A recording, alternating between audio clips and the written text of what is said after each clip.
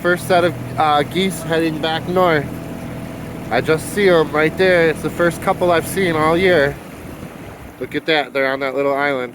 Dude, that means summer's coming. They're following the 80 degrees. So today it's going to be 80 degrees. It's going to be stormy and windy, but 80 dang degrees. And it's March. So I'll take it. I will take it. We'll take it, right, River? All right, we're going to get propane to run the refrigerator, which we have to do once every almost 2 months. And I'm going to take a shower. So I'm excited the sun is going down. I thought about setting up a time lapse, but I'm way too lazy. So maybe tomorrow, or the next day, or the next.